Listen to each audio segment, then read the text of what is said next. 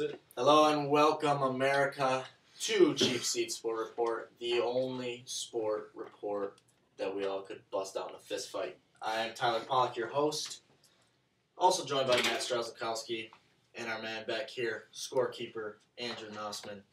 What's going to happen? This is in a competition format. I'll be given my allotted time to discuss the topic. Matt will give his, and Andrew Nossman will overall be the deciding factor. So, a lot of pressure on you, Drew. Let's get it. Let's do it. First one, rattle it off. All right, first topic. 49ers favored by 4 in the Super Bowl. Is that a fair assessment? Tyler, go ahead. I'm going to say no. I don't think that the 49ers can even be close to be considered a 4-point favorite. I think the Baltimore Ravens have shown consistency in the playoffs to be a proven Super Bowl champion. And I think Colin Kaepernick is a young quarterback, and he's great. I'm not taking anything away from him. But I just think it comes down to a guy like Joe Flacco with the consistency passing that Joe Flacco has had. I think Colin Kaepernick can get the job done, but it comes down to being a better passer in the Super Bowl. And, I'm not taking, I really think that this Super Bowl shows that we have the two best teams in the NFL playing against each other. I think both quarterbacks, they're extremely hot right now, on fire, both of them. Flacco hasn't even thrown an interception this postseason. Kaepernick, the things he's doing is incredible. But I'm fine with the 4-point favorite to the 49ers. It's not like they're saying, it's not like it was a 10-point spread. It's a 4-point spread, even though I think the Ravens are going to win. I'm not arguing with that. See, I just think that the Ravens deserve a little more credit. And I don't think that it's justifiable by the 49ers getting a 4-point favor. They have not proven as much as the Baltimore Ravens have. I think they've proven. They've proven more, maybe, but they've proven they can win. They've changed the game with how they're using Colin Kaepernick, and the Ravens haven't faced someone like that yet. They haven't, faced. They play Peyton Manning, Tom Brady. Both those guys might be better, passers. Andrew Luck. Yeah, better passers, but no one can run like Kaepernick can. Kaepernick's going to be the X factor. All right. First round, I'm going to have to give that to Tyler. Made some good valid points about the Ravens there. All right, gentlemen, for our next topic, will Tim Tebow ever start in the NFL again? Matt, give me your thoughts on this. Tim Tebow will not start.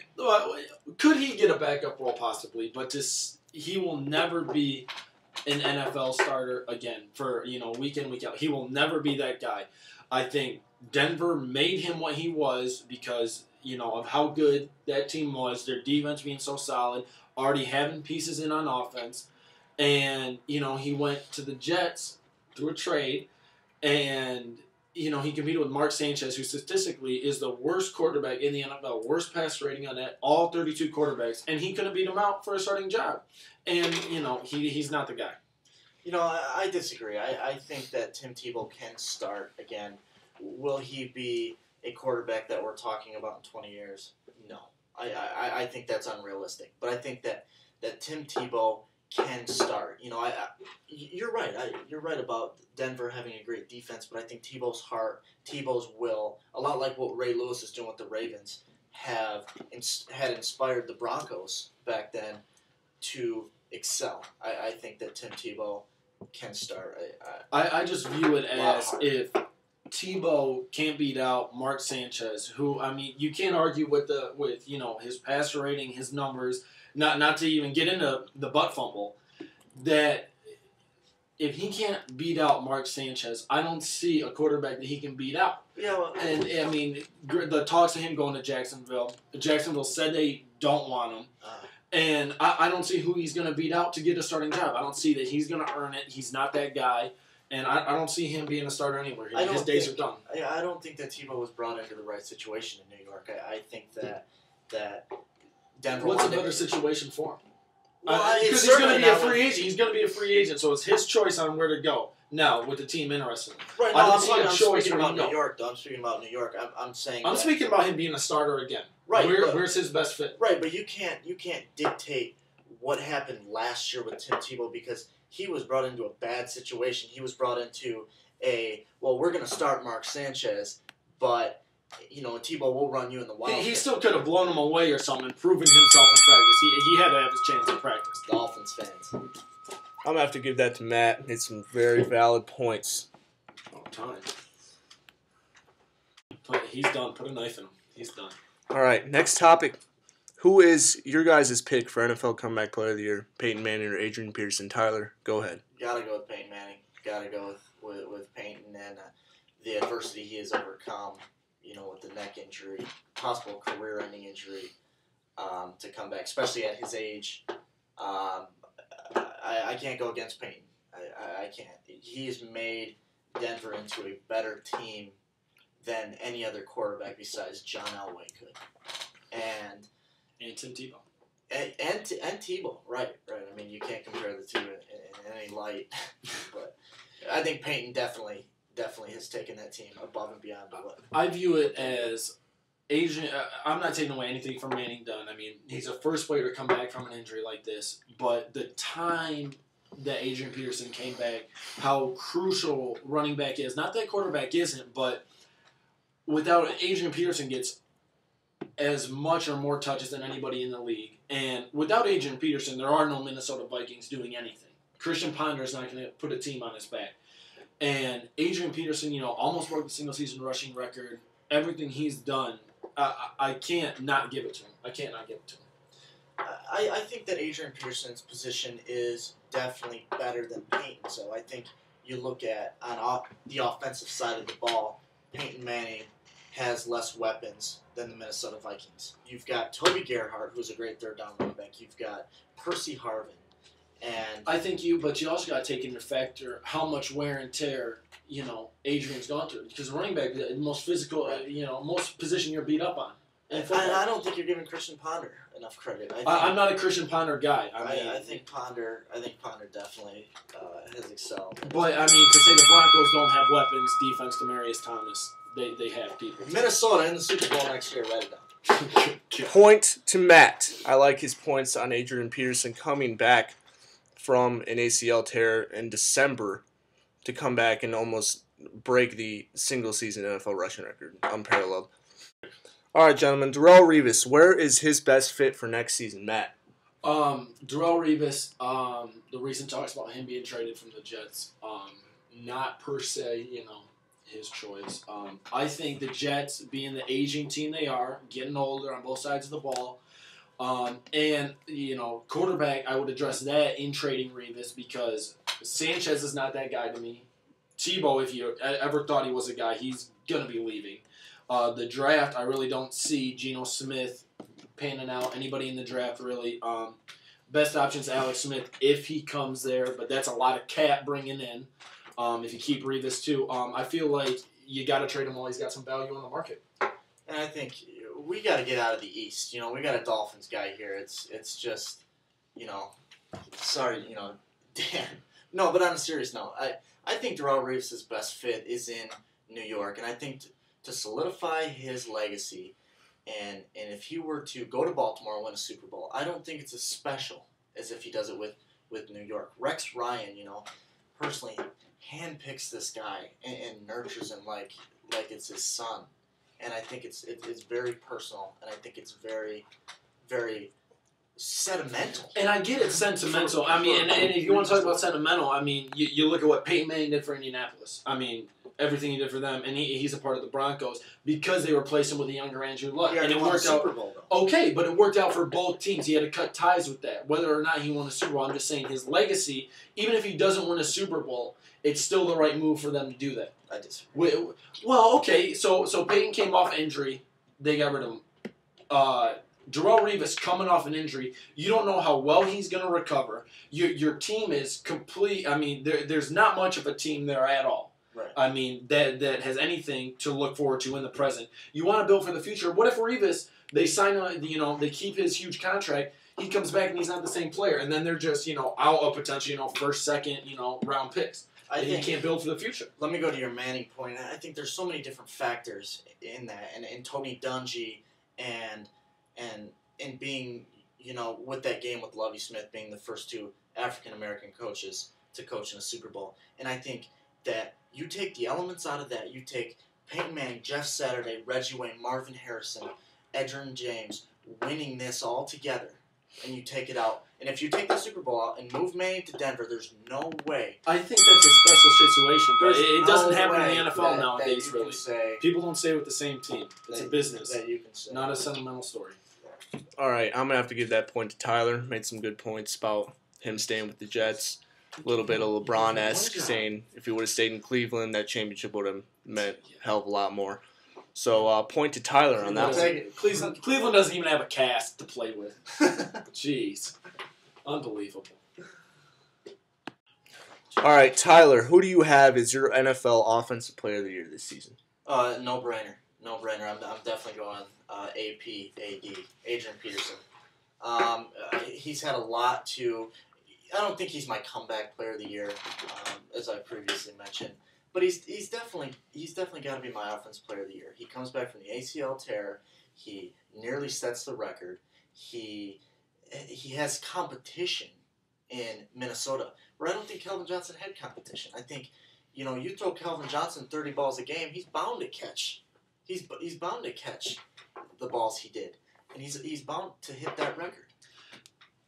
Calvin Johnson, I really feel like the things he does in Detroit without a supporting cast, as you were saying, makes it that much more special.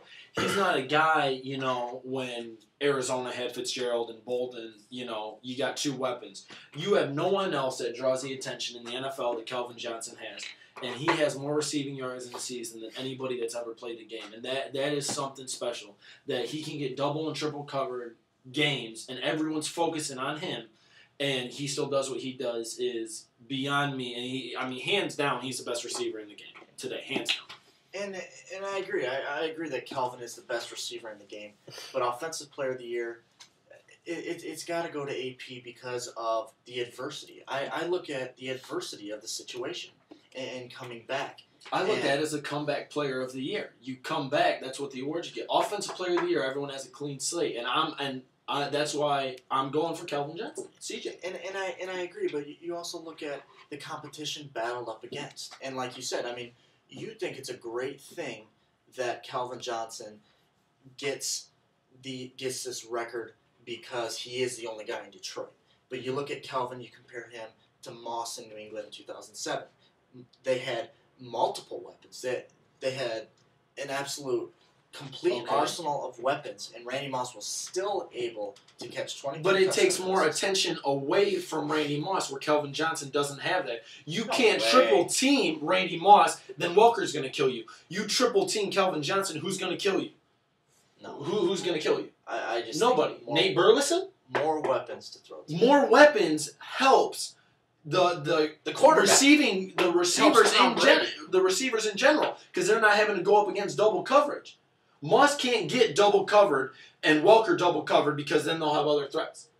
They'll have their tight ends. It definitely helps Tom Brady. But it definitely helps a receiver to get open. It helps a receiver to get open. You can't double cover a receiver when you got other guys. Tom Brady had 50 touchdowns. I'm not debating Tom Brady.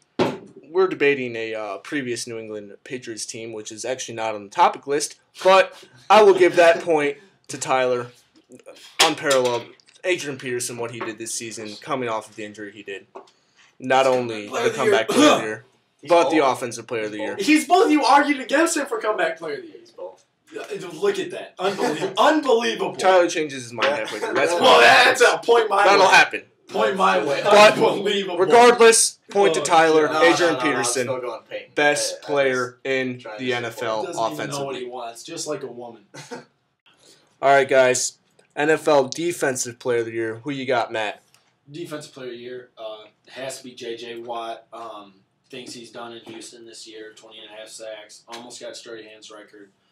And the passes he deflects at the line of scrimmage, we've never seen that be, such a factor before. 16 pass deflections. Alone against, my Dolphins week 1, he swatted 3 or 4 passes, that led to turnovers.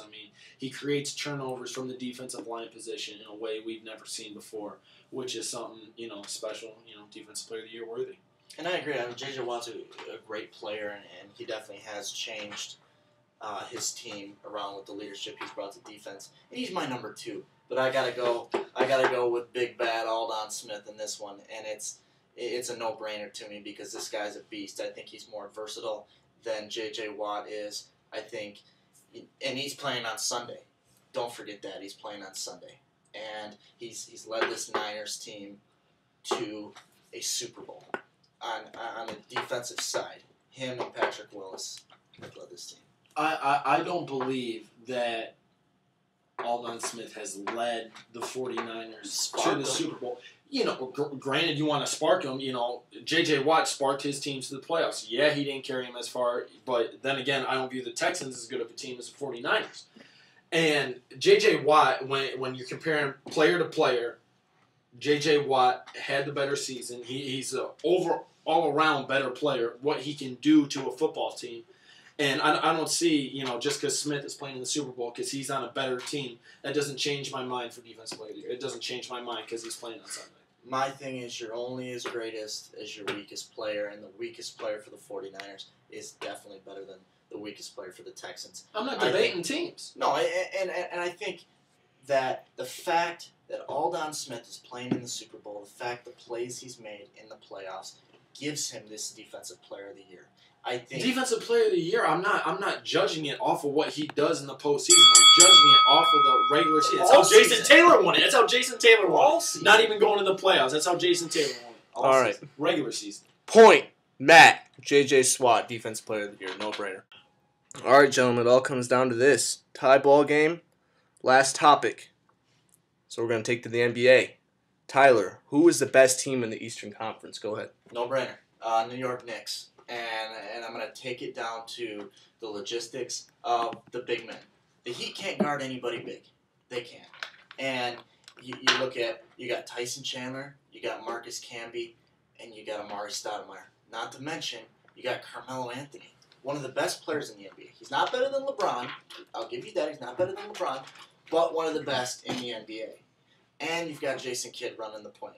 I think standings-wise, okay, you got the Heat over the Knicks. But I think when it comes down to playoff time, the Heat weren't even the 1 seed going into the playoffs last year. They won the championship.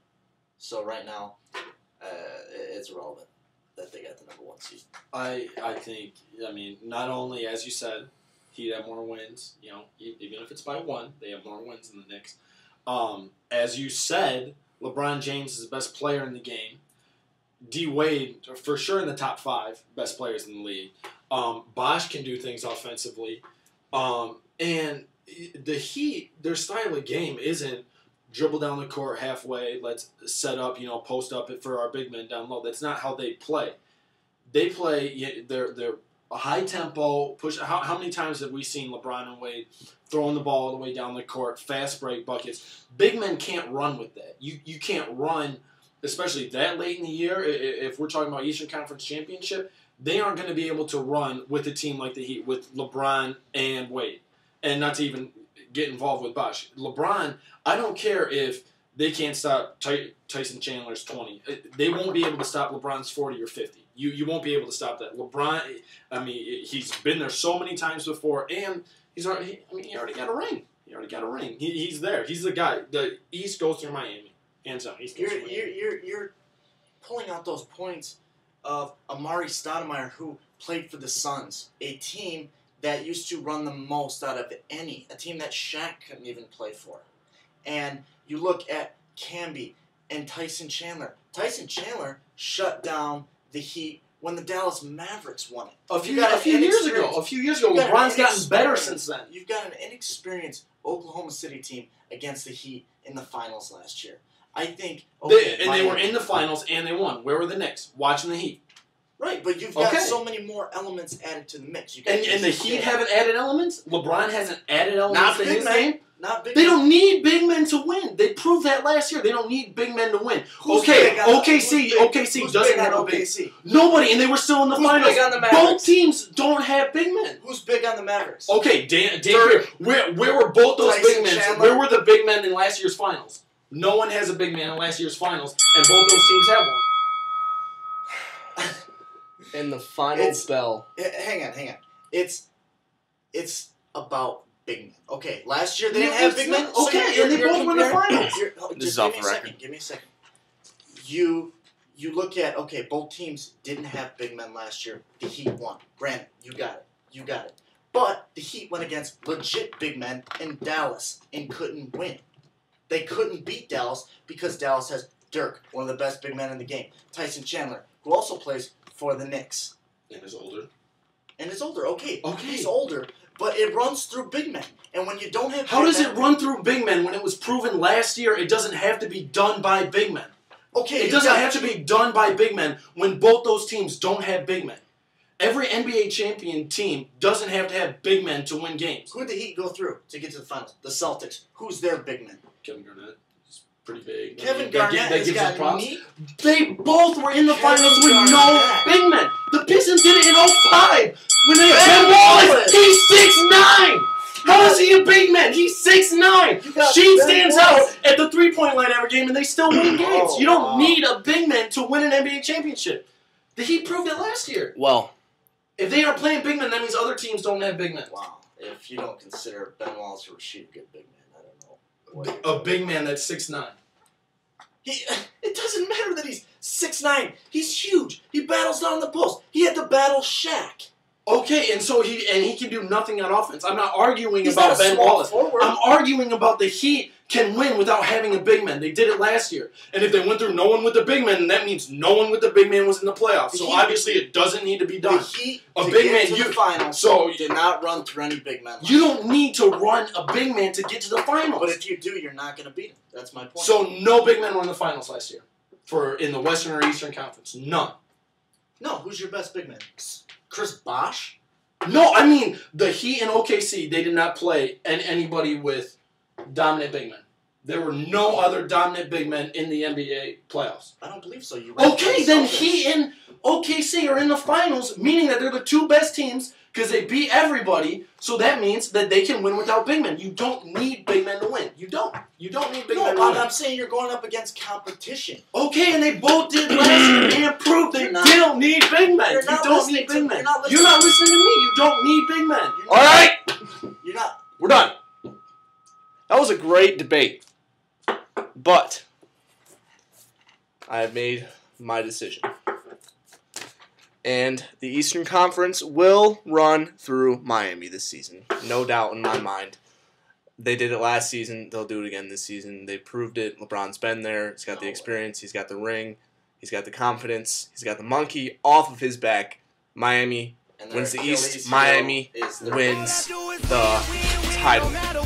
Point, match, game. And every other team's Achilles heel is LeBron James. All right, welcome to the lighter side of the episode. We're breaking it down bracketology style. Who is the best player on their current team? Most valuable player to their team. Most valuable. And we got LeBron James and Arian Foster. The 1 seed versus 8 seed. Got to go with LeBron here. I mean, said it in the past argument, best player in the NBA. I mean, Heat or nothing without LeBron. I mean, if you want to compare him to Arian Foster and what he does for the Texans, I mean, they still got Andre Johnson. Stick your face to it. Gotta put my face right on Bron. And as much as I hate this, I gotta go LeBron too. And look at him coming around. I think if you put Ben Tate up here, I'd have a better argument than I would for Arian Foster. I'm not a Foster guy. I'd put Nathan Robbins over Carmelo Anthony. I gotta go. I gotta go with Bron on this one. And we're moving along. 2-seeded Tom Brady taking on the number 7 Skylar Diggins. Equal matchup. Please. And go ahead. As much as this is against my dull fandom religion, I would have to say Tom Brady is more valuable to his team than Skylar Diggins. Brady's one of the best quarterbacks in the game, not the one of. And Skylar Diggins, she's valuable to her team, but I just think the Patriots don't even win Super Bowls without Brady. So I'm going with Tommy Boy. I gotta go with Skylar Diggins. I mean, you talk about a key player for her team. I mean, there's no way that Notre Dame gets to the big game without Skylar Diggins. And I think Brady, he's definitely done his part. But I'm going to go Skylar Diggins, not because I want a Twitter shout-out from her or not. But we also have a third party in this one. Who else is going to go for Skylar Diggins? It's Manti Te'o. So me and Manti have decided this one. And Skylar Diggins with the upset. Our camera guy, Nos. What's your take? You got?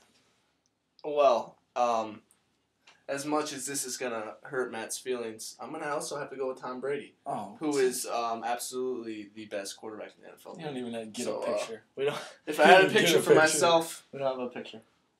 Tom Brady. But Skylar Diggins advances on. Teo, what can you say to that? All right, so for today's winner, Matt Strazolkowski, give us your thoughts on your mind, bud. Thoughts on my mind are always about the Miami Dolphins, but won't get into that tonight. Really, what's been on my mind is I can't remember a Super Bowl I've been this excited for. With 49ers Ravens, I think this could be one of the best Super Bowls we've ever seen.